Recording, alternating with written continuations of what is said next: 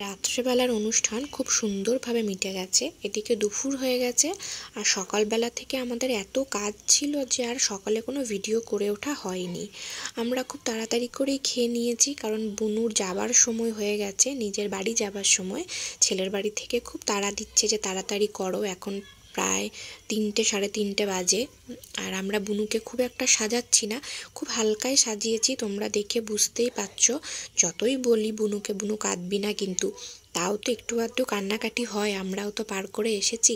কিন্তু এই সবের মধ্যে বুনুর যা না মন খারাপ, তার থেকে অনেক বেশি ওর মেজাজটা খিচখিচিয়ে আছে। কেন কি জানি, কিছু বললেই খিটখিট করছে, রেগে যাচ্ছে, মুখটা দেখো, দেখেই মনে হচ্ছে কত রাগ একদম। আসলে ওর মনটা বেশি খারাপ এই কারণে, কারণ গত 5-6 দিন ধরে তো ছোটো কাকির শরীরটা ঠিক নেই। আমি বুনুর আইবুড়ো ভাতের ভিডিওতেই বলেছিলাম কাকির শরীরটা একটু খারাপ।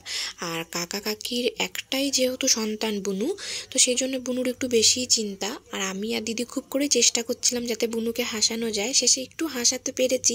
এখানে তো একটু হাসলো, পরে আবার রেগে গেল যে তোরা আমাকে হাসাস না তো। আর ওই যে পেছনে ছোটো কাকি লুকিয়ে লুকিয়ে একটু একটু করে কাঁদছে। আর আমরা কিন্তু সমানে কাকিকেও বোঝাচ্ছি, বুনুকেও বোঝাচ্ছি যে কান্নার কি আছে। বুনু তো খুব ভালো বাড়িতে যাচ্ছে, কারণ বিল্টু কিন্তু খুব ভালো ছেলে, বুনুকে আমার খুব ভালোবাসে। তাই আমরা বলছি কান্নার কি আছে, ভালো বাড়িতে যাচ্ছে, নিজের বাড়িতে যাচ্ছে, কাঁদবে কেন। আর এদিকে শাশুড়ি মা তো বিল্টুকে একটু সাজিয়ে দিচ্ছে, বুনু বলছে আমি সাজি, ওকেও সাজা। বুনুর মোটামুটি সাজাগোজাও হয়ে গেছে।